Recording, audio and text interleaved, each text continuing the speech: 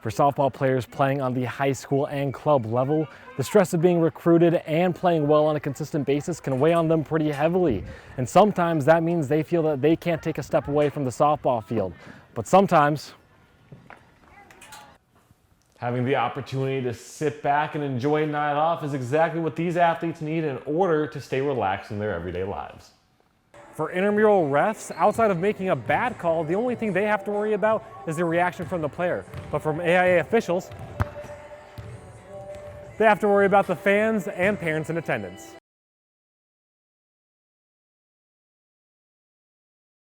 For me, being the facilities guy here, we really focus on a sense of belonging in this building. Our whole goal this year and every year is we want people to feel welcome to belong in this building. And so we also, we think of gyms, right, and it's all about working out, right? That's always the staple. Like you get your meatheads, if people are here 3-4 times a day working out.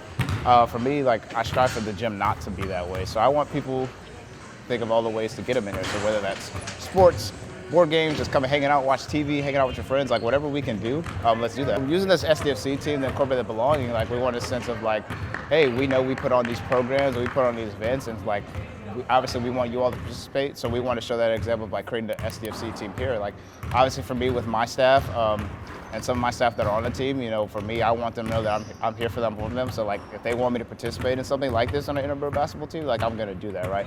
And so it's just a sense of like, I want everyone to know like anybody can participate in this. It doesn't matter who you are. Like we have a lot of people who want to participate, and sometimes they might not just know about it. And that's what our job is to get everybody who wants to participate incorporated in it. I think for us, what makes it unique is downtown's all about community, right? And we want people. It goes back to what you asked me earlier about that belonging. Like we're all about that.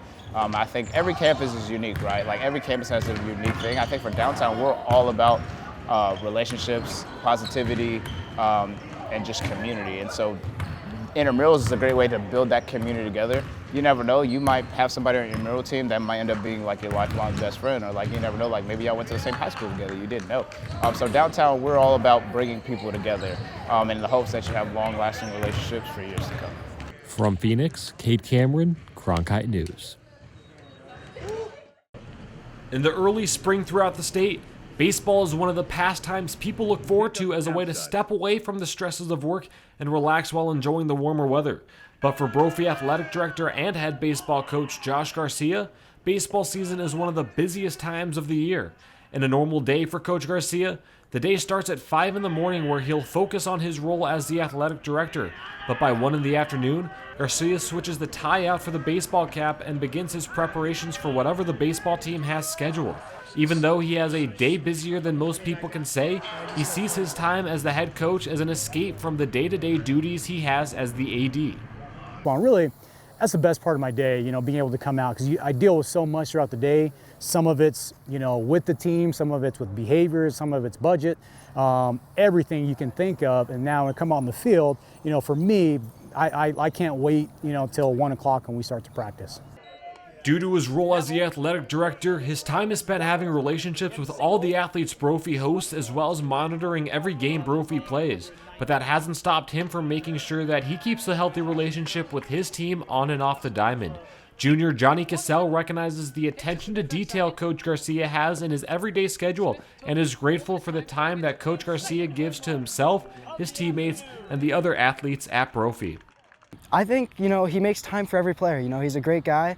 Everything he does with passion. I think he really does love all of his players, and I think that's what's great about him. I don't think he does anything without love or good intent behind it. While Coach Garcia admits that just like the other coaches and administrators on campus, he is in the trenches making sure everyone at Brophy succeeds. But he says he likes the problem-solving aspect of it as well as the support everyone gives each other. Being the athletic director and the baseball coach is a lot to have on one person's plate. But for head coach Josh Garcia, he's looking forward to this upcoming baseball season despite the heavy workload. The Broncos started their season last week going 3-1 in the Adam Donenfield tournament. Junior Matt Niezgotsky was named to the all-tournament team and looks forward to the remainder of the season. I see a good team this year. A lot of good group of kids, always looking out for each other. I said that we can really make it over that hump if we put all our work in. I mean, today, not the best day, but just grind. I said that's what we do. We just grind to get over that hump. Over the past 2 seasons, the Broncos have gone 500 before entering the state tournament both times. Coach Garcia says that Brophy has the talent and skills to be one of the better teams in the state, but playing in the 6A Premier Region, which includes East Valley teams like Hamilton, who won the 6A state championship last year, has provided some challenges over the years. While that may still be the case entering this season, the year is still young and optimism is still at a high. From Phoenix, Kade Cameron, Cronkite News. Welcome to the Cronkite Sports Report. I'm Kade Cameron. The Suns evened up the series against the Clippers last night with a comfortable 123-109 win. Devin Booker scored a game-high 38 points while shooting 14 for 22 from the field. This marks his 24th playoff game with over 20 points. The Suns closed out the first half and opened the second half on a 23-4 run. Booker scored or assisted on 17 of those 23. They continued to play defense down the stretch and never let the Clippers back in it. Monty Williams was excited about how they adjusted after halftime. Then coming out of the halftime break, it was just juice, toughness, grit.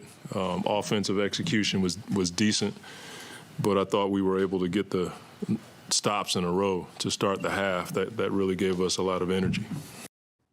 Kevin Durant isn't the only big name who is expected to return to basketball. Brittany Griner is back in action for the Mercury. After spending nearly 10 months in a Russian prison, Griner is home and practicing with the Mercury again. She made her return to the practice court last week and signed a 1-year deal with her team. She's obviously a welcome sight at the Mercury and Suns practice facility where players from both teams are able to witness her back in action. Real. It's really speechless. Just watching her, seeing the reaction on her face, and her just being back and trying to get back in shape and just loving to do what she loves to do.